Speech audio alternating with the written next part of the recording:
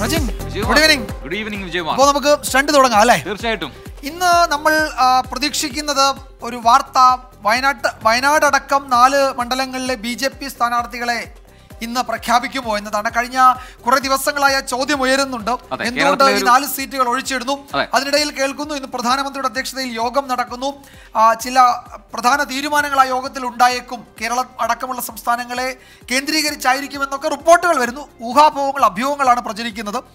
അതിൽ ഒരു ക്ലാരിറ്റി ഉണ്ടാകുമായിരിക്കും അല്പസമയത്തിനകം എന്നേ അറിയാൻ കഴിയൂ. കേരളത്തിൽ അങ്ങനെ BJPയുടെ ഒരു പ്രഖ്യാപനം വരികയാണെങ്കിൽ കേരളത്തിലെ മത്സരത്തിന് പൂർണ്ണമായും പൂർണ്ണമാകും എന്ന് പറയാം, ഒരു പൂർണ്ണ ചിത്രം കിട്ടും. പക്ഷേ അതേസമയം കോൺഗ്രസ് ഇനിയും പട്ടിക പ്രഖ്യാപിക്കാറുണ്ട് പലയിടങ്ങളിലും, പ്രത്യേകിച്ചും റായ്ബറേലി, അമേഠി, ഈ 2 പ്രധാനപ്പെട്ട മണ്ഡലങ്ങളുണ്ട്. അവിടെ രാഹുൽ ഗാന്ധിയും പ്രിയങ്ക ഗാന്ധി മത്സരിക്കുമോ എന്നതിൽ ഇപ്പോഴും അനിശ്ചിതത്വം തുടരുക. അങ്ങനെ അവരുടെ സ്റ്റാർ കാൻഡിഡേറ്റ്സിന്റെ പോലും പട്ടിക അല്ലെങ്കിൽ പ്രഖ്യാപനം എന്തുകൊണ്ട് നീളുന്നു എന്നത് ആ പാർട്ടിയെ കുഴക്കുന്നുണ്ട്. ഒരുപാട് ചർച്ചകൾ ഇപ്പോൾ നടന്നുകൊണ്ടിരിക്കുന്നുണ്ട്. വയനാടിന് പുറമെ രാഹുൽ ഗാന്ധി മറ്റെവിടെയെങ്കിലും മത്സരിക്കുമോ എന്നതിൽ ഒരു ഉത്തരം ഉണ്ടായിട്ടില്ല. അരവിന്ദ് കെജ്രിവാളിന്റെ കാര്യത്തിലേക്ക് വന്നാൽ ഇന്ത്യ സഖ്യം മെഗാ റാലിക്ക് ഒരുങ്ങുകയാണ്. മുന്നണിയിലെ എല്ലാ പാർട്ടികളും അണിനിരന്ന് 31-നാണ് റാലി നടക്കുന്നത്. കെജ്രിവാളിനെ കെജ്രിവാളിന്റെ കസ്റ്റഡിയിലിരുന്നുള്ള ഭരണം വേണ്ടെന്നും അദ്ദേഹം രാജിവെക്കണമെന്നും BJP ആവർത്തിച്ച് ആവശ്യപ്പെട്ടുകൊണ്ടിരിക്കുകയും ചെയ്യുന്നത് നമ്മൾ ഇന്നും കണ്ടു. അതിനിടെ മറ്റൊരു പ്രമുഖൻ കൂടി ഇന്ന് BJPയിൽ ചേർന്നിട്ടുണ്ട്. അത് ഒരു വലിയ രാഷ്ട്രീയ വാർത്തയാണ്. വ്യോമസേന മുൻ മേധാവി RKS ബദൌരിയാണ് താമര ചൂടിയത്. കേരളത്തിൽ മുഖ്യമന്ത്രിയുടെ CA പ്രസ്താവനയിൽ തെരഞ്ഞെടുപ്പ് കമ്മീഷന് പരാതി നൽകിയിരിക്കുകയാണ് സംസ്ഥാന BJP നേതൃത്വം. അപ്പോൾ തിളക്കുന്ന വാർത്തകളുണ്ട്. ഇതെല്ലാം ചേർത്തുകൊണ്ട് ഇലക്ഷൻ സ്റ്റണ്ട് ആരംഭിക്കുകയാണ്. മുഴുവൻ പ്രേക്ഷകർക്കും സ്വാഗതം.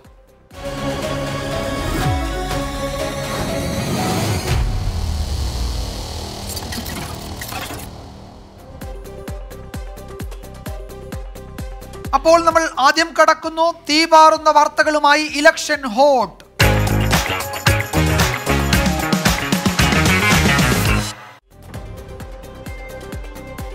ഈ തെരഞ്ഞെടുപ്പ് CPIM-ന് അരിവാൾ ചുറ്റിക നക്ഷത്രം അടയാളം നിലനിർത്താനുള്ള പോരാട്ടം കൂടിയാണ്. വേണ്ടത്ര വോട്ടും MP-മാരും ഇല്ലെങ്കിൽ ദേശീയ പാർട്ടി പദവി തന്നെ CPIM-ന് നഷ്ടപ്പെടും എന്നതാണ് വസ്തുത.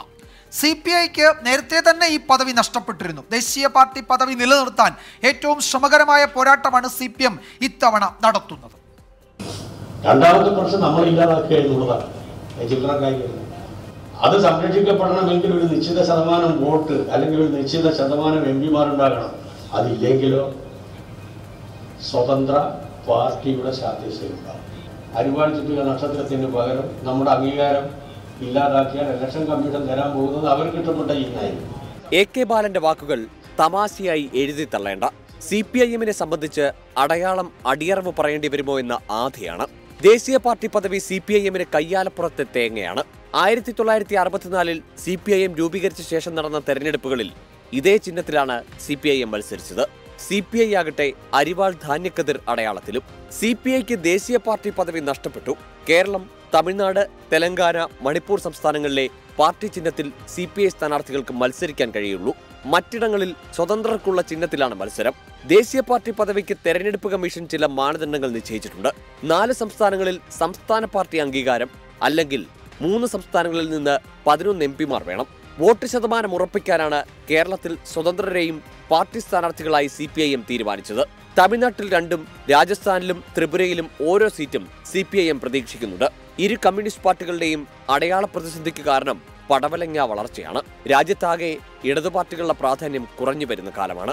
ഇടതുപക്ഷ പ്രസ്ഥാനങ്ങളുടെ വർഗബഹുജന സംഘടനകൾ, വിശേഷിച്ചും തൊഴിലാളി സംഘടനകൾ, കർഷക സംഘടനകൾ, യുവജന വിദ്യാർത്ഥി മഹിളാ സംഘടനകളൊക്കെ തന്നെ ഈ പറഞ്ഞ മതേതര ജനാധിപത്യ രാഷ്ട്രീയത്തിന് വേണ്ടി നിലകൊള്ളുന്ന ശക്തികളുമാണ്, അതിൻ്റെ അനുപൂരക ഘടകങ്ങളുമാണ്. ആ അർത്ഥത്തിൽ ഈ തെരഞ്ഞെടുപ്പിലും ഇടതു പാർട്ടികൾക്ക് അവരുടേതായ ഒരു ഇടമുണ്ട് ഇന്ത്യൻ രാഷ്ട്രീയത്തിൽ. പക്ഷെ അതൊരു കൂട്ടായ വിലപേശലിലൂടെ ആ ഒരു ഇടം ഉറപ്പിച്ചു നിർത്തുവാനുള്ള ഉത്തരവാദിത്വം ഇടതു പാർട്ടികൾക്ക് കൂട്ടായിട്ടുണ്ട്. 2004-ലെ തെരഞ്ഞെടുപ്പിൽ 62 MP-മാർ ഇടതു പാർട്ടികൾക്കുണ്ടായിരുന്നു. കേരളത്തിന് പുറമെ ബംഗാളിലും ത്രിപുരയിലും ഭരണവും. 2009 മുതൽ തിരിച്ചടികളുടെ കാലമായി. 16 സീറ്റുകൾ മാത്രമേ ഇടതു പാർട്ടികൾക്ക് അക്കൊല്ലം ലഭിച്ചുള്ളൂ. ബംഗാളിലും ത്രിപുരയിലും ഭരണവും പോയി. 2009-ൽ തൃണമൂൽ കോൺഗ്രസ് തരംഗത്തിലും 9 സീറ്റുകൾ നിലനിർത്തിയ ബംഗാൾ CPIM-ന് 2019-ൽ അവിടെ ഒരിടത്തും കെട്ടിവെച്ച കാശ് കിട്ടിയില്ല. ഇത്തവണ ദേശീയ രാഷ്ട്രീയത്തിൽ ഇടതു പാർട്ടികളുടെ പ്രസക്തി എന്താകുമെന്നതിൽ ആർക്കും ആകാംക്ഷയില്ല. പക്ഷേ CPIM നേതാക്കൾ പ്രതിസന്ധി സമ്മതിച്ചു തരില്ല. ഇടതുപക്ഷത്തിന്റെ സാന്നിധ്യം എന്തുകൊണ്ട് അനിവാര്യമാണെന്ന് യഥാർത്ഥത്തിൽ ഇന്ന് ഇന്ത്യയിലെ ആൾക്കാർക്കെല്ലാം ബോധ്യമായിരിക്കുകയാണ്. ഇപ്പോൾ പാർലമെൻറ്റിൽ തന്നെ ഞങ്ങളെപ്പോലുള്ള ആൾക്കാർ പല കാര്യങ്ങളിലും ശബ്ദമുയർത്തുമ്പോൾ കേരളത്തിൽ നിന്ന് ജയിച്ചു പോയിട്ടുള്ള കോൺഗ്രസ് എംപിമാർ ആ രീതിയിൽ ശബ്ദമുയർത്തിയോ എന്നുള്ള കാര്യം നമ്മൾ നിഷ്പക്ഷരായിട്ടുള്ള അല്ലെങ്കിൽ സ്വതന്ത്രരായിട്ടുള്ള വ്യക്തികളോട് ചോദിക്കാവുന്നതാണ്. ബീഹാർ ഉൾപ്പെടെ CPIയുടെ സ്വാധീന മേഖലകളും തകർന്നു. കഴിഞ്ഞ തവണ തമിഴ്നാട്ടിൽ നിന്നുള്ള 2 എംപിമാരെ CPIക്കുണ്ടായിരുന്നുള്ളൂ. UDFനൊപ്പം നിന്ന് കൊല്ലം വഴി RSPയിലെ NK പ്രേമചന്ദ്രനും പാർലമെന്റിലെത്തി. ഫോർവേഡ് ബ്ലോക്ക് ആകട്ടെ സമ്പൂർണ്ണ പൂജ്യമായിരുന്നു. Election desk 24.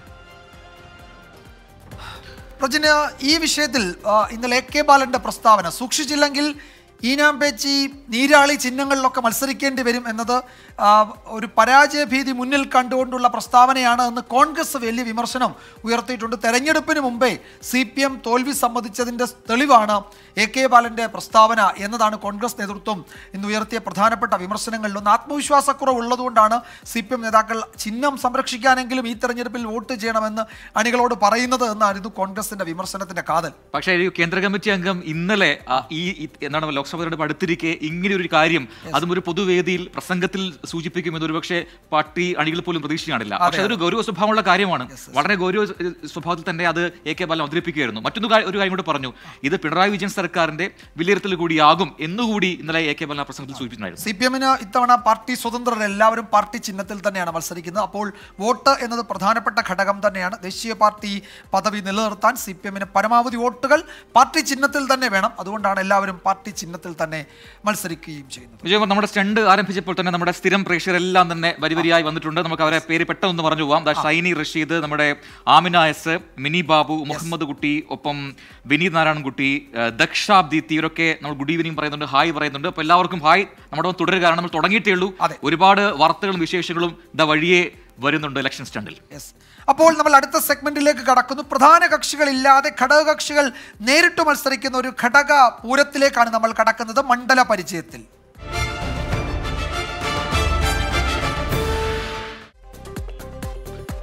അപ്പൊ ഏതാണ് ആ ഘടകപൂര മണ്ഡലം എന്നല്ലേ? കേരള കോൺഗ്രസുകൾ നേർക്കുനേർ പോരാടുന്ന മണ്ഡലമാണ് കോട്ടയം. റബ്ബർ പോലെ വലിയുകയും ചുരുങ്ങുകയും ചെയ്യുന്ന കേരള കോൺഗ്രസുകളിൽ ഏതാണ് ഒറിജിനൽ എന്ന് തെളിയിക്കാൻ കൂടിയാണ് ഈ മത്സരം എന്ന് പറയാം. തുഷാർ വെള്ളാപ്പള്ളിയെ മത്സരിപ്പിച്ച് മത്സരത്തെ പ്രവചനാതീതമാക്കുകയാണ് NDA. 3 മുന്നണികളെയും പ്രധാന കക്ഷികളല്ല, ഘടകകക്ഷികളാണ് മത്സരിക്കുന്നത് എന്ന പ്രത്യേകത ഇത്തവണ കോട്ടയത്തിനുണ്ട്. UDFന്റെ ഉരുക്ക് കോട്ടയാണ് കോട്ടയം. കോൺഗ്രസിനും കേരള കോൺഗ്രസിനും ആഴത്തിൽ വേരുകളുള്ള മണ്ണ്. എന്നാൽ ഇടതുപക്ഷവും പലപ്പോഴായി ഈ കോട്ട തകർത്തിട്ടുണ്ട്. അതിനുള്ള പ്രധാന കാരണം രാഷ്ട്രീയത്തിനപ്പുറം കോട്ടയത്തെ ജനങ്ങൾ ചിന്തിക്കുന്നു എന്നത് തന്നെയാണ്. 1977 തുടങ്ങുന്നു കോട്ടയത്തിന്റെ ചരിത്രം. കേരള കോൺഗ്രസുകാരനായ സ്കറിയ തോമസിനെ ആദ്യ 2 തവണയും ലോക്സഭയിലെത്തിച്ചു കോട്ടയംകാർ.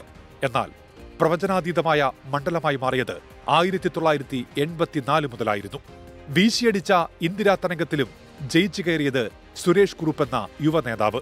പിന്നീട് രമേശ് ചെന്നിത്തല എന്ന യുവ MLA കൊണ്ടുവന്ന് മണ്ഡലം തിരിച്ചുപിടിക്കുകയായിരുന്നു UDF. 89, 91, 96 വർഷങ്ങളിലും UDFന് ആധികാരിക വിജയം. വീണ്ടും സുരേഷ് കുറുപ്പ് തന്നെ കളത്തിലിറങ്ങി. 1998-ലും 99-ലും 2004-ലും സുരേഷ് കുറുപ്പ് തന്നെ. എന്നാൽ 2009-ൽ ജോസ് കെ മാണി ജയിച്ചു കയറി. 2014-ലും അത് ആവർത്തിച്ചു. KM മാണിയുടെ മരണശേഷം 2ആയി പിളർന്ന കേരള കോൺഗ്രസുകൾ അവരുടെ ശക്തി തെളിയിക്കാൻ വേണ്ടി നടത്തുന്ന ശ്രമം കൂടിയാണ് ഈ തെരഞ്ഞെടുപ്പ് പോരാട്ടം. ഇത്തവണ ജോസ് കെ മാണി വിഭാഗം LDFനൊപ്പമാണ് എന്നതാണ് മറ്റൊരു പ്രത്യേകത. UDFന്റെ പോരാട്ടങ്ങൾക്ക് ചുക്കാൻ പിടിക്കുന്നതാകട്ടെ കേരള കോൺഗ്രസിലെ PJ ജോസഫും. വർഷങ്ങൾക്ക് ശേഷം കേരള കോൺഗ്രസുകൾ നേർക്കുനേർ ഏറ്റുമുട്ടുമ്പോഴും മത്സരം പ്രവചനാതീതമാണ്. KM മാണിയുടെ മരണശേഷം പാർട്ടി പിളർന്നതോടെ ജോസ് കെ മാണിയും കൂട്ടരും ഇടതുപക്ഷത്തെത്തി നിൽക്കുന്നു. PJ ജോസഫ് തന്നെയാണ് മറുപക്ഷത്തിന്റെ ചുക്കാൻ പിടിക്കുന്നത്. 2019 വരെ നിയമസഭയിലേക്കും ലോക്സഭയിലേക്കും UDF സ്ഥാനാർത്ഥിയായിരുന്ന തോമസ് ചാഴികാടൻ LDFന് വേണ്ടി 2024-ൽ ഇറങ്ങിയിരിക്കുകയാണ്. ആത്മാർത്ഥതയോടുകൂടി ചിട്ടയോടുകൂടി പ്രവർത്തനങ്ങൾ കാഴ്ചവെച്ചാൽ ജനങ്ങളുടെ അംഗീകാരം കിട്ടും എന്നതിന് യാതൊരു സംശയവുമില്ല എന്ന് എന്റെ ജീവിതമാണ് തെളിയിച്ചത്. ജോസ് കെ മാണിയെയും കൂട്ടരെയും പിടിച്ചുകെട്ടാൻ UDF ഇറക്കിയതാകട്ടെ കേരള കോൺഗ്രസ് സ്ഥാപക നേതാവായ KM ജോർജിന്റെ മകനെ. ജനങ്ങളുമായിട്ട് ബന്ധപ്പെടുമ്പോൾ എല്ലാവരും തന്നെ, ഞാൻ ഇതുവരെ കണ്ട ആരും തന്നെ ഒരു നെഗറ്റീവായിട്ടൊരു ഒപ്പീനിയൻ പറഞ്ഞില്ല. എല്ലാവരും വളരെ ആത്മവിശ്വാസത്തോടെ 100% വിജയിക്കും. NDA സ്ഥാനാർത്ഥിയായി ഇത്തവണ എത്തിയിരിക്കുന്നത് തുഷാർ വെള്ളാപ്പള്ളിയാണ്. മുഴുവൻ വോട്ടർമാരും പരമാവധി അവരൊക്കെ പ്രിഫർ ചെയ്യുന്നത് കേന്ദ്ര ഗവൺമെന്റിനോടൊപ്പം നിൽക്കുന്ന ശ്രീ നരേന്ദ്രമോദിയോടൊപ്പം നിൽക്കുന്ന ഒരു ആളെ വേണം ജയിപ്പിച്ചു വിടാൻ എന്ന് ചിന്തിക്കുന്നവരാണ്. 3 മുന്നണികളിലും മുഖ്യകക്ഷികളല്ല മത്സരിക്കുന്നത് എന്ന പ്രത്യേകതയും കോട്ടയത്തിനുണ്ട്. ഘടകകക്ഷികളുടെ പൂരമാണിത്. രാഷ്ട്രീയത്തിനപ്പുറം കാർഷിക മേഖലയിലെ പ്രശ്നങ്ങളാണ് മണ്ഡലത്തിൽ ഏറെ ചർച്ച ചെയ്യപ്പെടുന്നത്. ഏതാണ്ട് 11 ലക്ഷത്തോളം വരുന്ന ചെറുകിട നാമമാത്ര റബ്ബർ കർഷകർക്ക് ഇപ്പോഴും വലിയ പ്രതിസന്ധിയാണ്. റബ്ബറിനെ സംബന്ധിച്ചിടത്തോളം കേന്ദ്ര ഗവൺമെന്റ് ആണെങ്കിലും സംസ്ഥാന ഗവൺമെന്റ് ആണെങ്കിലും ജെനുവിൻ പരിഹാരം കാണണമെന്നുള്ള ഒരു താല്പര്യം എടുത്തതായി നമുക്ക് കാണാൻ കഴിയുന്നില്ല. സെൻട്രൽ ഗവൺമെന്റ് എടുത്തിട്ടുള്ള പോളിസി കൊണ്ട് തന്നെ വില കൂടി. ഇപ്പോൾ ഏതാണ്ട് 200-നടുത്ത് വിലയായി കഴിഞ്ഞു. മതസാമുദായിക സംഘടനകൾക്കും നിർണായക സ്വാധീനമുള്ള മണ്ഡലമാണ് കോട്ടയം. അതുകൊണ്ട് തന്നെ ഇത്തരം വിഷയങ്ങളിൽ സ്ഥാനാർത്ഥികൾ സ്വീകരിക്കുന്ന നിലപാടുകളും നിർണായകമാണ്. മീനച്ചിലാർ പോലെ ശാന്തമായാണ് കോട്ടയം മണ്ഡലം കിടക്കുന്നതെങ്കിലും അടിയൊഴുക്കുകൾ പ്രവചനങ്ങൾ അസാധ്യമാക്കുന്നു. കോട്ടയത്ത് നിന്ന് ഷിബിൻ ബഷീറിനൊപ്പം ടോബി ജോൺസൺ, 24. യെസ്, നമ്മുടെ ഒരുപാട് പ്രേക്ഷകർ ഇപ്പോഴും കമന്റുമായി നമ്മുടെ യൂട്യൂബ് കമന്റ് ബോക്സിൽ വരുന്നുണ്ട്. വിജയകുമാർ, ആരാണ് ഈ ജോസ്ഫിൻ ജോസഫ്? അറിയിച്ചുണ്ടോ? എല്ലാ ദിവസവും ജോസ്ഫിന്റെ കമന്റ് വരുന്നുണ്ട്. ഈ കമന്റ് പ്രത്യേകത ഉണ്ട്, എല്ലാം വിജയകുമാറിന് അനുകൂലമായ കമന്റുകളാണ്. എന്തോ ഇന്നത്തെ കമന്റ് എന്താണെന്നറിയോ? ദിവസം കഴിയുന്തോറും വിജയകുമാറിന്റെ പ്രായം കുറഞ്ഞു വരികയാണ്. വളരെ സന്തോഷം, വളരെ സന്തോഷം. ഇനി പ്രായം എന്നൊരു വാക്ക് നമ്മുടെ ഇലക്ഷൻ കണ്ടില്ല, കോഡ് ഓഫ് കോണ്ടക്ട് ആണ്. ആ വാക്ക് ഇല്ല കേട്ടോ, ഇനിയില്ല. അപ്പോ ഒരുപാട് പേര് മറ്റു വാർത്തകൾ പറയുന്നുണ്ട്. ഈ ഇലക്ഷന്റെ ഈ പെരുമാറ്റച്ചട്ടം എന്തൊക്കെയെന്ന് പറയാമോ എന്ന് രാജേന്ദ്രൻ രാമൻ ചോദിക്കുന്നുണ്ട്. നമുക്ക് വഴിയെ പറയാം. നമുക്ക് അടുത്ത സെഗ്മെന്റിലേക്ക് പോയാലോ? അപ്പോൾ അടുത്ത സെഗ്മെന്റ് ഈ വാഹനത്തിന് തൊട്ടു പിന്നാലെ.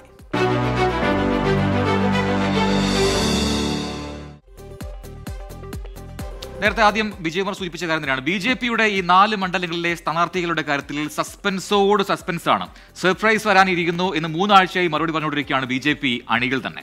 കൊല്ലം, എറണാകുളം, ആലത്തൂർ, വയനാട് മണ്ഡലങ്ങളിലെ സ്ഥാനാർത്ഥികളുടെ പ്രഖ്യാപനം എന്നുണ്ടാകുമെന്ന് ചോദിച്ചാൽ നേതാക്കൾ തന്നെ പറയുന്ന മറുപടി കേൾക്കാം. BJPയുടെ സംസ്ഥാന ആസ്ഥാനമായ KG മാരാർ ഭവനിലാണ് NDAയുടെ സംസ്ഥാന തെരഞ്ഞെടുപ്പ് കമ്മിറ്റി ഓഫീസ് പ്രവർത്തിക്കുന്നത്.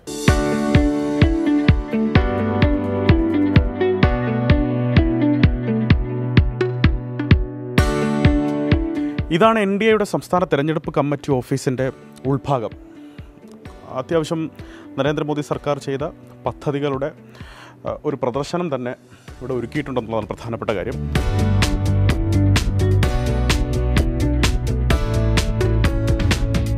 അപ്പോഴും ഒരു പ്രശ്നമുണ്ട്. ആ പ്രശ്നം എന്താണെന്നറിയാൻ പുറത്തേക്ക് വരണം.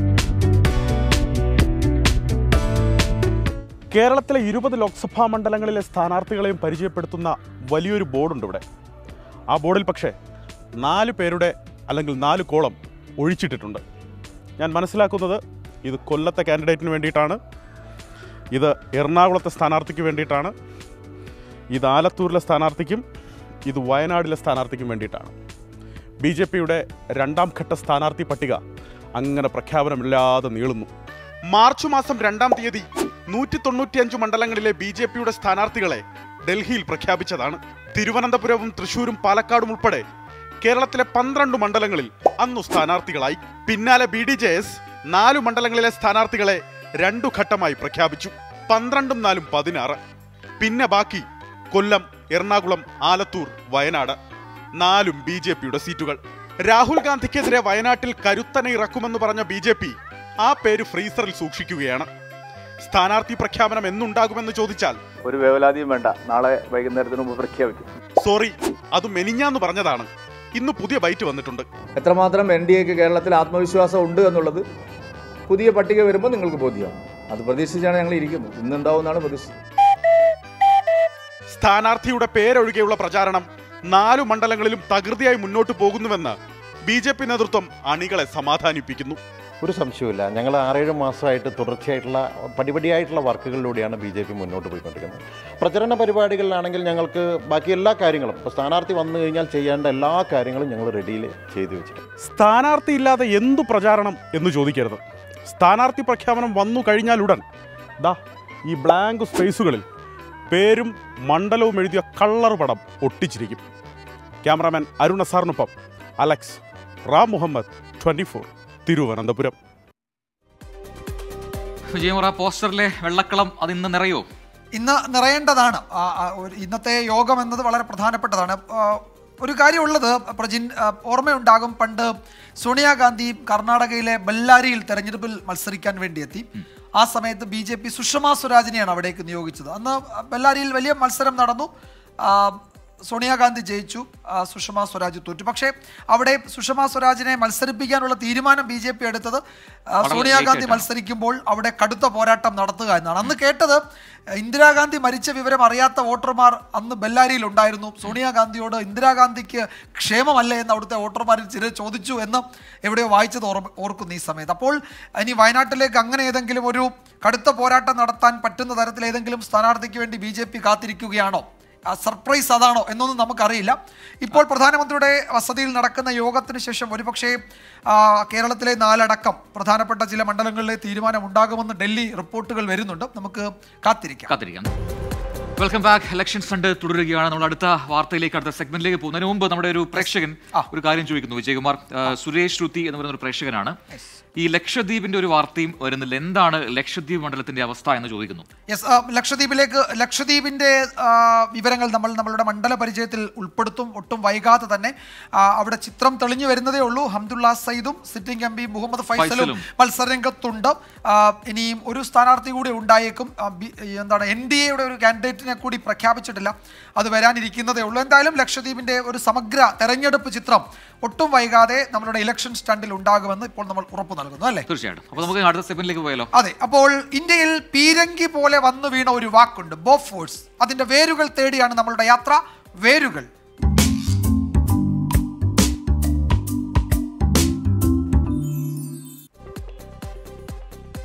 ഗലി ഗലി മേ ഷോർ ഹേ, പ്രധാനമന്ത്രി ചോർ ഹേ എന്ന മുദ്രാവാക്യമുയർന്ന നാളുകളിലേക്കാണ് നമ്മൾ പോകാൻ പോകുന്നത്. പ്രധാനമന്ത്രി കള്ളൻ എന്ന തെരുവുകളിലൊക്കെ സംസാരം എന്നാണ് ഈ പറഞ്ഞ രാജീവ് ഗാന്ധിയുടെ കാലത്തുയർന്ന ആ വാചകത്തിന്റെ അർത്ഥം. ബൊഫോഴ്സ് കേസ് ഉണ്ടായ ശേഷം നടന്ന 1989 തെരഞ്ഞെടുപ്പിലാണ് ജനതാദളും BJPയും കമ്മ്യൂണിസ്റ്റ് പാർട്ടികളും ഒക്കെ ആ മുദ്രാവാക്യം ഉയർത്തിയത്. പിന്നീട് ബൊഫോഴ്സ് കേസുമായി ബന്ധപ്പെട്ട എല്ലാ കേസുകളിൽ നിന്നും പ്രധാനമന്ത്രി രാജീവ് ഗാന്ധിയെ കോടതി കുറ്റമുക്തനാക്കുകയും ചെയ്തു. എന്താണ് ബൊഫോഴ്സ്? 35 കിലോമീറ്റർ ദൂരത്തേക്ക് വരെ 12 സെക്കൻഡിൽ 3 തവണ നിറയൊഴിക്കാൻ കഴിയുന്ന പീരങ്കി. ഇന്ത്യയുടെ കരസേനയ്ക്ക് വേണ്ടി 155 mm 410 പീരങ്കികൾ വാങ്ങാൻ കരാർ. 1984 1437 കോടി രൂപയ്ക്കുള്ള കരാർ ഒപ്പിട്ടത് സ്വീഡിഷ് പ്രധാനമന്ത്രി ഒലോഫ് പാമയും പ്രധാനമന്ത്രി രാജീവ് ഗാന്ധിയും നടത്തിയ ചർച്ചകളെ തുടർന്ന്. ബൊഫോഴ്സ് മുൻ ഉദ്യോഗസ്ഥൻ ഇൻഗ്വാർ ബ്രാറ്റാണ് ഇന്ത്യയിലെ ഉന്നത രാഷ്ട്രീയക്കാർക്ക് കൈക്കൂലി കൊടുത്തു എന്ന് വെളിപ്പെടുത്തിയത്. CBI രജിസ്റ്റർ ചെയ്ത കേസിൽ ഇറ്റലിക്കാരനായ ഇടനിലക്കാരൻ ഒട്ടോവിയോ കൊത്രോക്കി, ആയുധ ഇടപാടുകാരൻ വിൻചദ്ദ, പ്രതിരോധ സെക്രട്ടറി SK ഭട്നഗർ, ഹിന്ദുജ സഹോദരന്മാർ, ബൊഫോഴ്സ് പ്രസിഡന്റ് മാർട്ടിൻ അർബഡോ എന്നിവർ പ്രതികൾ. പ്രധാനമന്ത്രി രാജീവ് ഗാന്ധി ഗൂഢാലോചന കേസിലും പ്രതി. 1437 കോടി രൂപയുടെ കരാർ കിട്ടാനായി 64 കോടി രൂപ കോഴ നൽകിയെന്ന് ആരോപണം. 2004 ഡൽഹി ഹൈക്കോടതി രാജീവ് ഗാന്ധിയെ കുറ്റവിമുക്തനാക്കി. 2005 ഹിന്ദുജ സഹോദരന്മാരും കുറ്റവിമുക്തർ. കേസന്വേഷിക്കാൻ CBI 250 കോടി രൂപ ചെലവിട്ടതിന് കോടതിയുടെ രൂക്ഷ വിമർശനം. 1993 ഇന്ത്യ വിട്ട കൊത്രോക്കി 2013 മരിച്ചു. മറ്റാരോപണ വിധേയരും മരിച്ചു. ബൊഫോഴ്സ് ഉൾപ്പെടെയുള്ള ആരോപണങ്ങളെ തുടർന്ന് VP സിംഗ് കോൺഗ്രസ് വിട്ടു. 1989 തിരഞ്ഞെടുപ്പിൽ കോൺഗ്രസിന് അധികാരം നഷ്ടപ്പെട്ടു. ജനതാദളിനെ നയിച്ച് VP സിംഗ് പ്രധാനമന്ത്രിയായി. കാർഗിൽ യുദ്ധം ഇന്ത്യ ജയിച്ചത് ബൊഫോഴ്സ് പീരങ്കികളുടെ കരുത്തിലാണെന്ന് പ്രതിരോധ വിഭാഗം വിലയിരുത്തി. ബൊഫോഴ്സ് വാർത്തകൾ അന്ന് വന്നപ്പോൾ അത് രാജീവ് ഗാന്ധിയെ വല്ലാതെ ഉലച്ചു. ഇന്ദിരാഗാന്ധിയുടെ വധത്തിന് ശേഷം നടന്ന തെരഞ്ഞെടുപ്പിൽ ഇന്ത്യ അന്നോളം കണ്ടതിൽ വെച്ച് ഏറ്റവും മികച്ച ഭൂരിപക്ഷത്തോടെ അധികാരത്തിൽ വന്ന ആളായിരുന്നു രാജീവ് ഗാന്ധി. പക്ഷേ ബോഫോഴ്സ് അതിനെ പിടിച്ചു നിൽക്കാൻ കഴിഞ്ഞില്ല. ഇപ്പുറത്ത് പ്രതിപക്ഷത്ത് നിന്നെങ്കിൽ അദ്ദേഹത്തിൻ്റെ മന്ത്രിസഭയിൽ നിന്ന് VP സിംഗ് രാജിവെക്കുകയും പ്രതിപക്ഷ നിരയിലേക്ക് വരികയുമായിരുന്നു. പ്രതിപക്ഷത്ത് VP സിംഗ് തല ഉയർത്തി നിന്നു. ഗൂഢാലോചന ആരോപിക്കപ്പെട്ട സ്വീഡിഷ് പ്രധാനമന്ത്രി ഒലോഫ് പാമെ 1986 വെടിയേറ്റ് മരിച്ചു. 1991 പ്രധാനമന്ത്രി രാജീവ് ഗാന്ധി LTTയുടെ ചാവേർ ആക്രമണത്തിലും കൊല്ലപ്പെട്ടു. Election desk 24. അപ്പോൾ ഈ തെരഞ്ഞെടുപ്പ് കാലത്ത് ഇങ്ങനെ തെരഞ്ഞെടുപ്പിന്റെ കുറെ നാൾ വഴികളിലേക്ക് അതിന്റെ ചരിത്രത്തിലേക്കൊക്കെ പോകുന്ന ഈ സെഗ്മെന്റ് അത് ഇഷ്ടപ്പെടുന്നു എന്ന് ഒരുപാട് പേര് പറയുന്നുണ്ട്. അപ്പം ഇലക്ഷൻ സ്റ്റണ്ടിലാണ് ഇത് 24-ന്റെ ഇലക്ഷൻ സ്റ്റണ്ടിലാണ് നമ്മൾ ഉൾപ്പെടുത്തിയിട്ടുള്ളത്. നമ്മളിങ്ങനെ ഇന്ത്യയുടെ തെരഞ്ഞെടുപ്പ് യാത്രകൾ അല്ലെങ്കിൽ നമ്മളുടെ വോട്ടുത്സവത്തിന്റെ ചരിത്രത്തിലൂടെയുള്ള ഒരു യാത്രയാണിത്. അത് പ്രേക്ഷകർക്ക് വളരെ സന്തോഷത്തോടെ ഇത് സ്വീകരിക്കുന്നു എന്ന് അറിഞ്ഞതിൽ നമുക്കൊരു പക്ഷേ ഇത് കുറെ കൂടി ഊർജ്ജത്തോടെ മുന്നോട്ട് കൊണ്ടുപോകാൻ കഴിയുന്നുണ്ട് അല്ലേ? തീർച്ചയായിട്ടും. ദിനേശ് ഹരിപ്പാട് എന്ന് പറയുന്ന നമ്മുടെ ഒരു പ്രേക്ഷകൻ ഒരു കമന്റ് അയച്ചിട്ടുണ്ട്. അതൊരു ഇതുമായി ബന്ധപ്പെട്ടതല്ല, പക്ഷെ ഞാൻ വായിക്കാം. ഹായ്, ഞങ്ങൾ സൈനികരാണ്, ഇപ്പോൾ അസമിലാണ്. ഇന്ന് ഉത്തരേന്ത്യയിൽ ഹോളി ആഘോഷം പൊടിപൊടിക്കുകയാണ്. വലിയ ആഘോഷങ്ങളൊന്നും ഇല്ലെങ്കിലും 24-ന് ഞങ്ങളുടെ അഡ്വാൻസ് ഹോളി ആശംസകൾ പറയുന്നു. ദിനേശ് ഹരിപ്പാട്, റിജേഷ് മാണിയാട്ട്. രണ്ടുപേർക്കും നമ്മളുടെ ആശംസകൾ. അപ്പോൾ നമ്മളോടൊപ്പം പലപ്പോഴും ഞാൻ കാണാറുണ്ട് മെസ്സേജുകൾ കാണാറുണ്ട്. അപ്പോൾ നമ്മൾ അടുത്ത സെഗ്മെന്റിലേക്ക് കടക്കുകയാണ്. അത് പൊളിച്ചു. ഏത്?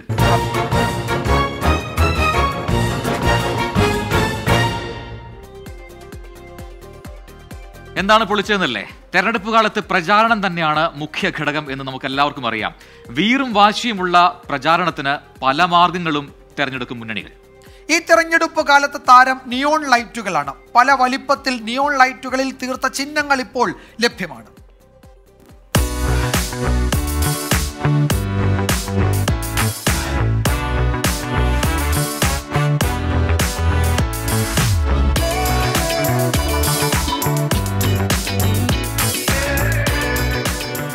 മിന്നിത്തിളങ്ങുന്ന നക്ഷത്രങ്ങൾ പോലെ വിസ്മയ കാഴ്ചയൊരുക്കുകയാണ് ഓരോ തെരഞ്ഞെടുപ്പ് ചിഹ്നങ്ങൾ. ലോക്സഭാ തെരഞ്ഞെടുപ്പിന്റെ പുതിയ തരംഗം ഒല്ലൂരിൽ നിന്നുള്ള നിയോൺ പാർട്ടി ചിഹ്നങ്ങളാണ്. കേരളമാകെ അങ്ങനെ തിളങ്ങുന്നു.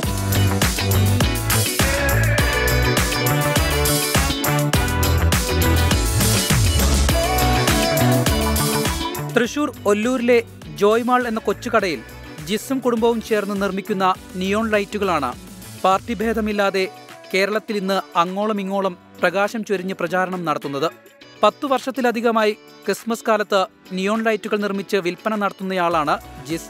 ഇത്തവണ പരീക്ഷണാടിസ്ഥാനത്തിലാണ് വിവിധ രാഷ്ട്രീയ പാർട്ടികളുടെ ചിഹ്നങ്ങൾ നിയോൺ ലൈറ്റിൽ നിർമ്മിച്ചത്. സംഭവം ഹിറ്റായതോടെ സംസ്ഥാനത്തിന്റെ വിവിധ ഭാഗങ്ങളിൽ നിന്ന് ആവശ്യക്കാരെത്തി. അരിവാൾ ചുറ്റിക നക്ഷത്രത്തിനാണ് ആവശ്യക്കാരേറെ. നിർമ്മിക്കാൻ പ്രയാസം താമരയാണെന്ന് ജിസ് പറയുന്നു. പ്രയാസം കുറച്ച് നമുക്ക് താമര ചെയ്യാനാണ് കുറച്ച് ബുദ്ധിമുട്ട്. കാരണം അതെല്ലാം കട്ടിങ് കൂടുതലാണ് വരുന്നത്. അപ്പോൾ അതിൽ കുറച്ച് സോൾഡറിങ് കുറച്ച് കൂടുതൽ വരും. എന്നാലും നമുക്ക് കാണാനും ബ്രൈറ്റ് താമര ചിഹ്നത്തിലാണ്. മറ്റേ ആ സ്ട്രിപ്പുകളുടെ ലൈറ്റിൻ്റെ വ്യത്യാസങ്ങളാണ് വരുന്നത്. ജിസ്സിന് സഹായവുമായി ഭാര്യ അനുവും മക്കളായ ജോയലും ജോഹന്നയുമുണ്ട്. അത് ഉണ്ടാക്കുമ്പോൾ ഇടയ്ക്ക് സാധനങ്ങൾ എടുത്തു കൊടുക്കും. പിന്നെ ചിലതൊക്കെ അമ്മയ്ക്കും പപ്പയ്ക്കൊക്കെ ഒട്ടിക്കാനൊക്കെ സഹായിക്കും. അങ്ങനെയൊക്കെ ചെയ്യാറുണ്ട്. ഇഷ്ടപ്പെട്ട ചിഹ്നം ഏതെന്ന് ചോദിച്ചാൽ 3ാം ക്ലാസ്സുകാരി ജോഹന്ന സൂത്രത്തിൽ മറുപടി പറയും. അങ്ങനെയില്ല, പപ്പ പറഞ്ഞ ഇഷ്ടം. ഹോൾസെയിലായി 600 രൂപയാണ് ലൈറ്റ് ഒന്നിന് ഈടാക്കുന്നത്.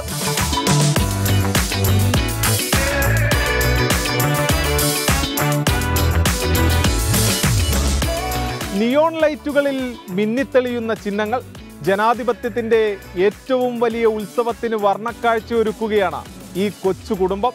തൃശ്ശൂരിൽ നിന്നും സൂരജ് സജി, 24. അതെ അതെ പ്രജൻ, ഞാൻ ഇന്നലെ നമ്മളുടെ ഷോ കഴിഞ്ഞിട്ട് ഞാൻ നാട്ടിലേക്കൊന്ന് പോയി, കോട്ടയത്തേക്കൊന്ന് പോയി. അപ്പോൾ കോട്ടയം, പത്തനംതിട്ട ജില്ലകളിലൂടെ കുറച്ച് സ്ഥലങ്ങളിൽ സന്ദർശിക്കേണ്ടി വന്നു. അപ്പോൾ ഇന്നലെ രാത്രി പോകുന്ന വഴിയിൽ ഈ പാർട്ടി ഓഫീസുകളുണ്ടല്ലോ, താൽക്കാലിക തെരഞ്ഞെടുപ്പ് ഓഫീസുകൾ, അത് ഒരു പൂരപ്പറമ്പ് പോലെയാണ് അലങ്കരിച്ചിരിക്കുന്നത്. അല്ലെങ്കിൽ നമ്മൾ ഉത്സവപ്പറമ്പ് പെരുന്നാളിനൊക്കെ അലങ്കരിക്കുന്ന പോലെ അലങ്കരിച്ച ഈ ബൂത്ത് കമ്മിറ്റി ഓഫീസുകൾ ഗംഭീര കാഴ്ചയാണ് റോഡിൻ്റെ ഇരുവശങ്ങളിലും. പ്രത്യേകിച്ച് കോട്ടയത്ത് എത്ര കടുത്ത പോരാട്ടമാണ് എന്നതിൻ്റെ തെളിവ് കൂടിയായിരുന്നു ഈ അലങ്കരിച്ച വെച്ചിരിക്കുന്ന കേരള കോൺഗ്രസുകളുടെ 2 കേരള കോൺഗ്രസുകളുടെയും ബൂത്ത് ഓഫീസുകൾ. അത് ഈ ലൈറ്റ് കണ്ടപ്പോഴാണ് ഞാൻ ഓർത്തത്. ഇതൊക്കെയാണ് അവിടുത്തെ താരമാണതൊക്കെ. അതെ അതെ. അപ്പോൾ അതേ സമയത്ത് നമ്മുടെ സജീഷ് കണ്ണൂർ ഒരു കാര്യം ചോദിക്കുന്നുണ്ട്. നിങ്ങളുടെ ബാക്ക്ഗ്രൗണ്ടിൽ കാണുന്ന സാധനങ്ങളൊക്കെ ഒറിജിനലാണോ എന്ന് ചോദിക്കുന്നുണ്ട്. ഞാൻ ഒരു സ്വകാര്യം പറയാം അല്ലേ, മറ്റാരോടും പറയരുത്. ഇതൊക്കെ നമ്മുടെ സ്പെഷ്യൽ എക്സ്പേർട്സ്, അതായത് ഗ്രാഫിക്സ്, കമ്പ്യൂട്ടർ ഗ്രാഫിക്സ് എക്സ്പേർട്സ്, ആർട്ടിസ്റ്റുകളൊക്കെ തയ്യാറാക്കുന്ന ഗ്രാഫിക്കൽ എലിമെന്റ്സ് ആണ്. പക്ഷേ അതാണ് അതിന്റെ സീക്രട്ട്. അത്ര അത് നിർത്താം അല്ലേ. ബാക്കി നമുക്ക് വരും ദിവസങ്ങളിൽ കാണാം. പുതിയ ഒരുപാട് മാറ്റങ്ങൾ 24-ന്റെ ഫ്ലോറിൽ സംഭവിക്കും. ഈ തെരഞ്ഞെടുപ്പ് കാലത്ത് എല്ലാ തരത്തിലും പുതുമകളായിരിക്കും പ്രേക്ഷകരിലേക്ക് എത്തുക 24. യെസ്. ഇനി അടുത്ത സെഗ്മെന്റിലേക്ക് പോകുന്നു. വോട്ടർമാർ സംസാരിക്കുകയാണ്. മൈക്ക്.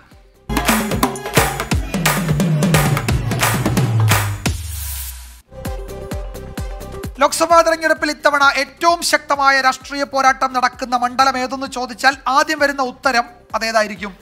വടകര. യെസ്, ഉറപ്പായും അതിലൊന്ന് വടകര തന്നെയാണ്. കെ ശൈലജയും ഷാഫി പറമ്പിലും തമ്മിൽ ഇഞ്ചോടിഞ്ച് മത്സരം നടക്കുന്ന വടകരയിലെ വോട്ടർമാരുടെ മനസ്സിൽ എന്താണ് എന്ന് നമുക്ക് കണ്ടും കേട്ടും നോക്കാം. വികസനം ആവശ്യമാണ്, കാര്യമായിട്ട് അതാണ് വേണ്ടത്. സ്ഥാനാർത്ഥികളോട് പറയാനുള്ള വികസനത്തിനെ പറ്റി അതാണല്ലോ. ഈ വടകര സമഗ്രമായ ഒരു മാറ്റം ആവശ്യമാണ്. അതിനുവേണ്ടിയിട്ടും എൻ്റെ വോട്ട്. കേരളത്തിൻ്റെ പൊതു ആവശ്യങ്ങൾക്കൊപ്പം നിൽക്കണം. ഇവിടുന്ന് ജയിച്ചു പോകുന്നവർ 19 എംപിമാർ പോയിട്ട് കേരളത്തിൻ്റെ ആവശ്യങ്ങൾക്ക് വേണ്ടി അവരെ കൈ പൊന്തിയില്ല പാർലമെൻറ്റിൽ. ഈ കേരളത്തിൻ്റെ ആവശ്യങ്ങൾക്കായി, പൊതു ആവശ്യങ്ങൾക്കായി ഒപ്പം നിൽക്കണം, അതിനുവേണ്ടി പ്രവർത്തിക്കണം. പെൻഷൻ കിട്ടണം, ആ ഒരാവശ്യമുണ്ട്. നല്ല ഏത് സ്ഥാനത്ത് വന്നാലും ഇപ്പോൾ ഈ ലോട്ടറി മേൽ ജീവിക്കാൻ അത്ര വലിയ പ്രതീക്ഷയൊന്നുമില്ല. കാരണം ഇതിൽ പ്രൈസ് അടിച്ച് ഇല്ലെങ്കിലില്ല, അതിൻ്റെ കാര്യമൊക്കെ അത്രയേ ഉള്ളൂ. പക്ഷെ പെൻഷൻ എന്തായാലും നിർബന്ധമായിട്ടും ഞങ്ങൾ വിധവാ പെൻഷനാണ്, അത് കിട്ടണം. പെൻഷനുള്ള സാധാരണ പണ്ടേയുള്ള ഒരു സമ്പ്രദായമാണ്. നാട്ടിലുള്ള വികസനം വടകരയുടെ ഇന്നത്തെ ഇത് മാറ്റം വരണം. ആസ്പത്രികൾ, മറ്റുള്ള പൊതു കാര്യങ്ങളെല്ലാം നല്ലൊരു മാറ്റം വരണം. അതിന് വേണ്ടിയിട്ടുള്ളൊരു ആവശ്യം നമുക്ക് അഭ്യർത്ഥിക്കാനുണ്ടാവും. 2024 പൊതു തെരഞ്ഞെടുപ്പിൽ ഇന്ത്യയിൽ ഇന്ത്യ ഉൾപ്പെടെയുള്ള മതനിരപേക്ഷ മുന്നണി അധികാരത്തിൽ വരണം. അതാണ് ഇന്ത്യൻ ജനത ആഗ്രഹിക്കുന്നത്. ഒന്നാമത് വികസനം ചർച്ച ചെയ്യും, രണ്ടാമത് കൊലപാതക രാഷ്ട്രീയം ടി.പി. ചന്ദ്രശേഖരൻ എന്തായാലും ചർച്ച ചെയ്യും. വടകരയിൽ ചർച്ച എന്ന് പറഞ്ഞാൽ മെയിനായിട്ട് വികസനം. നമ്മളിപ്പോൾ കേന്ദ്ര ഗവൺമെൻറ്റിൻ്റെ വികസനം കാണുന്നില്ല. വടകര ഇപ്പോൾ എടുത്തു നോക്കിയാൽ നാഷണൽ ഹൈവേ, റെയിൽവേ സ്റ്റേഷൻ, തൊഴിലില്ല, പിന്നെ വികസന പ്രവർത്തനങ്ങളില്ല, ഇപ്പം അങ്ങനെയല്ല ഉള്ളത്. ഇപ്പോൾ വടകരയിലെ താരം വികസനം തന്നെയെന്ന് തോന്നുന്നു. അതിപ്പോൾ എല്ലാ രാഷ്ട്രീയം, ഇപ്പം നമ്മൾ സംസാരിച്ച പലരും അവരവരുടെ രാഷ്ട്രീയം മനസ്സിലും ഒക്കെ ഉള്ളവരാണ്. പക്ഷെ അപ്പോഴും വടകരയിലെ വികസനം എന്നതാണ് പ്രധാനപ്പെട്ട വിഷയം. അക്കാര്യത്തിൽ വിട്ടുവീഴ്ചയ്ക്കില്ല എന്നവരൊക്കെ സൂചിപ്പിക്കുന്നുണ്ട് അല്ലേ? അത് റിഫ്ലക്ട് ചെയ്യും ആ രീതിയിൽ എന്ന് അവർ പറയുന്നുണ്ട് അല്ലേ? നോക്കാം നമുക്ക് എന്താണ് ഫലം. അപ്പോൾ നമുക്ക് അടുത്ത സെഗ്മെന്റിലേക്ക് പോകും. ഈ അടുത്ത സെഗ്മെന്റ് പറയുമ്പോൾ വിജയകുമാർ, എനിക്ക് ഓർമ്മ വരുന്നത് പണ്ട് ചെറുപ്പത്തിൽ സ്കൂളൊക്കെ പഠിക്കുന്ന സമയത്ത് നമ്മൾ ഈ പ്രചാരണ വാഹനത്തിൽ കയറി പോകാറുണ്ട്. അപ്പൊ അന്ന് ഈ അനൗൺസ്മെന്റ് ഉണ്ടാവല്ലോ, അപ്പൊ നമുക്കും തരും കുറെ കഴിഞ്ഞു കഴിഞ്ഞാൽ എന്തെങ്കിലുമൊക്കെ പറയാനായിട്ട്. അപ്പൊ ഇത് തുടങ്ങുന്നത് നമ്മുടെ അടുത്ത സെഗ്മെന്റിലാണ്. മാന്യമഹാജനങ്ങളെ,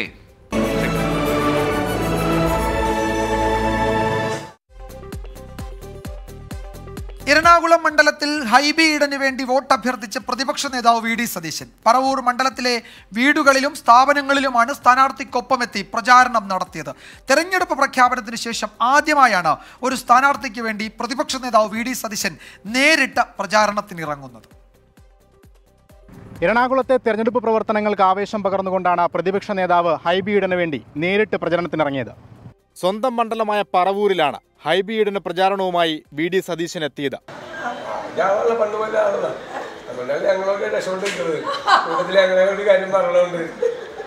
കേരളത്തിൽ ഏറ്റവും തിളക്കമേറിയ വിജയം UDF പ്രതീക്ഷിക്കുന്ന മണ്ഡലമാണ് എറണാകുളം. കടുത്ത മത്സരം പോലും ഉണ്ടാവില്ലെന്ന അടിവരയിട്ട് പറയുന്നു വി ഡി സതീശൻ. ഒരിക്കലും ഉണ്ടാവില്ല, ഒരിക്കലും അങ്ങനെ വരാറില്ലല്ലോ. ഞാൻ മത്സരത്തെ ഒന്നും നമ്മൾ ചെറുതായി കാണുകയോ അല്ലെങ്കിൽ നമ്മൾ തെരഞ്ഞെടുപ്പിനെ ചെറുതായി കാണുകയൊന്നുമില്ല. പക്ഷേ എറണാകുളത്ത് ഹൈബി ഏറ്റവും മികച്ച സ്ഥാനാർത്ഥിയാണ്.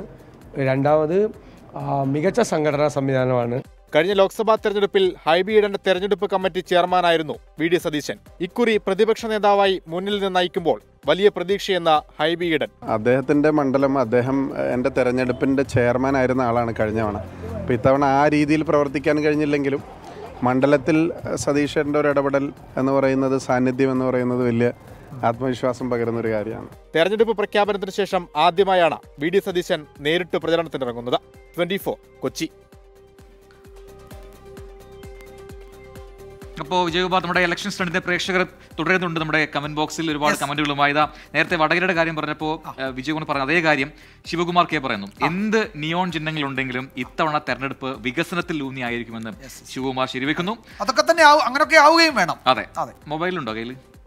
ഇല്ല, നന്നായി. കാരണം ഒരു കമന്റ് ബോക്സിൽ കിടപ്പുണ്ട്. കിടന്നോട്ടെ, വായിക്കട്ടെ. എന്ന് വായിച്ചു. പ്രവചന ഗുരുമിത്രൻ എന്ന് പറയുന്ന ഒരാളാണ്. പക്ഷെ അത് ഗംഭീര കക്ഷിയാണ്. വിജ്ഞാനപരമായ ഒരു കാര്യം അതിനകത്ത് പറഞ്ഞിട്ടുണ്ട്. തൽക്കാലം ഇപ്പൊ ഞാൻ അത് വായിക്കുന്നില്ല. അല്ല വിജയകും, അത് ബോഡി ഷേവിംഗ് ആവുന്നോ എനിക്ക് സംശയമുണ്ട്. അപ്പോ ഇങ്ങനെ പറയുന്നു, വിജയകുമാറിന്റെ തലയിലൊന്നുമില്ല എന്ന് തോന്നുന്നു. നമുക്കൊന്നും അങ്ങനെ ഒരു തോന്നില്ല കേട്ടോ. പക്ഷെ അയാൾ തിരുത്തുന്നു, ഞാൻ ഉദ്ദേശിച്ചത് മുടിയാണ് കേട്ടോ, നിങ്ങൾ മറ്റെന്തെങ്കിലും ഉദ്ദേശിച്ചെങ്കിൽ അതിന് ഞാൻ കാരണക്കാരനല്ല എന്ന് പറയുന്നുണ്ട് നമ്മുടെ പ്രവചന ഗുരുമിത്ര എന്ന് പറയുന്ന പ്രേക്ഷകർ. പ്രവചന ഗുരുമിത്ര നമസ്കാരം അല്ലേ? അതെ അതെ. യെസ്.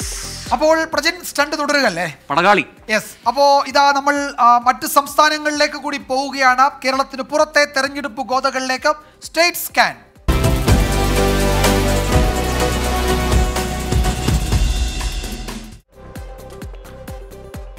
നമ്മൾ നേരെ പോകുന്നത് ഒഡീഷയിലേക്കാണ്. ഭരണമാറ്റം എന്ന വാക്ക് മറന്നുപോയതുപോലെയാണ് ഒഡീഷയിലെ കാര്യങ്ങൾ. ഇത്തവണയും സംസ്ഥാന തെരഞ്ഞെടുപ്പും ലോക്സഭാ തെരഞ്ഞെടുപ്പും ഒരുമിച്ച് വരുമ്പോൾ BJD എന്ന പാർട്ടിക്ക് ആര് വെല്ലുവിളിയാകും എന്നാണ് അവിടുത്തെ ചോദ്യം. പ്രാദേശികവാദവും ഭാഷയും ഒക്കെ ഉയർത്തിയാണ് ഇത്തവണയും നവീൻ പട്നായിക് തെരഞ്ഞെടുപ്പ് നേരിടുന്നത്. മുഖ്യമന്ത്രി പദത്തിൽ 1/4 നൂറ്റാണ്ട് പൂർത്തിയാക്കാൻ ഒരുങ്ങുകയാണ് നവീൻ പട്നായിക്. 2000 പിറന്നതിന് ശേഷം ഒഡീഷ കണ്ട ഒരേ ഒരു മുഖ്യമന്ത്രി നവീൻ പട്നായിക് ആണ്.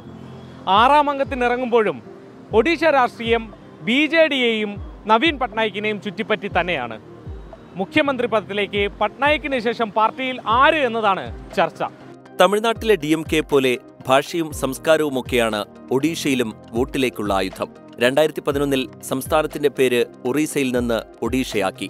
സർക്കാർ ഉദ്യോഗസ്ഥർ ഒഡിയ ഉപയോഗിച്ചില്ലെങ്കിൽ ശിക്ഷിക്കുന്നതും ഒഡിയ സർവകലാശാല തുടങ്ങുന്നതും എന്തിന് ഒഡിയ ഭാഷയ്ക്കായി ഫെസ്റ്റിവൽ നടത്തുന്നതുമടക്കം നിരവധി നീക്കങ്ങളാണ് മുഖ്യമന്ത്രി നടത്തിയത്.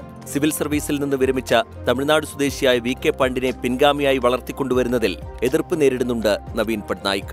ഒഡീഷ ഒഡിയക്കാർക്ക് എന്നതാണ് കോൺഗ്രസിന്റെ ഇത്തവണത്തെ മുദ്രാവാക്യങ്ങളിലൊന്ന്. തമിഴ്നാട്ടുകാരനായ VK പാണ്ഡിനെ ഭരണത്തിന്റെ നേതൃനിരയിലേക്ക് കൊണ്ടുവരുന്നതിനെതിരെയാണ് ഉന്നം വയ്ക്കുന്നത്.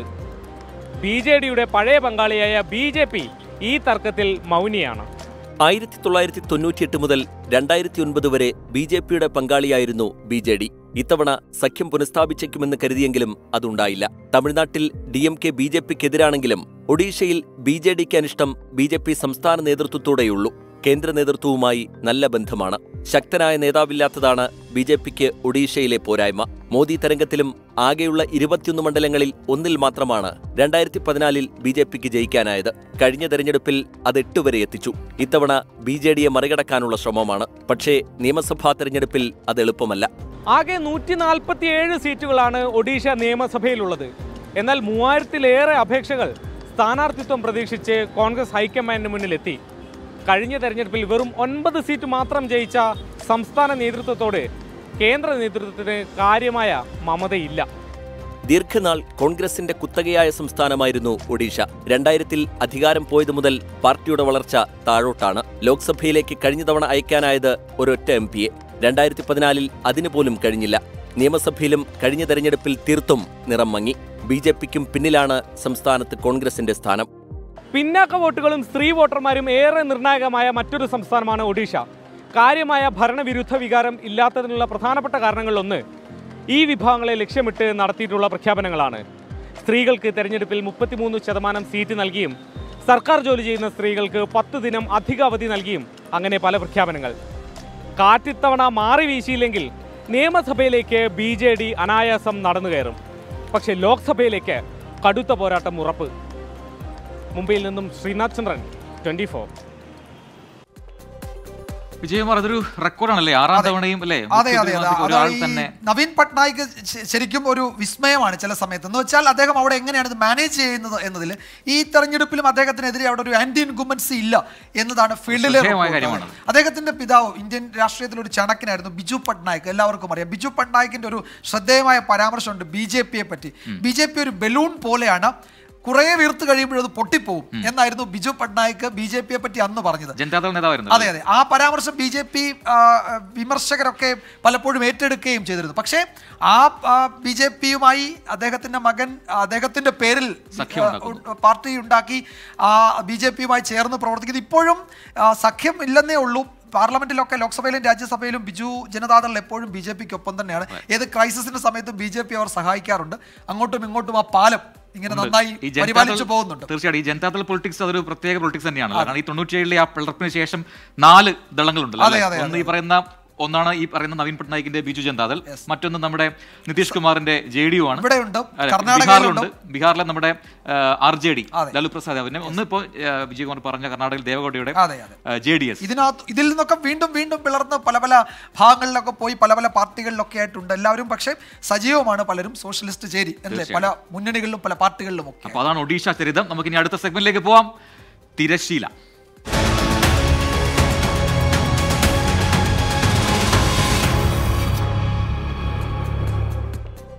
ലോകത്തെവിടെയായാലും ഏത് സമയത്തും 24 വാർത്തകളും ഓഗ്മെന്റഡ് റിയാലിറ്റി പാക്കേജുകളും എക്സ്പ്ലെയിനറുകളും വിശദമായി കാണാൻ ഞങ്ങളുടെ യൂട്യൂബ് ചാനൽ നിങ്ങൾക്ക് സബ്സ്ക്രൈബ് ചെയ്യാം.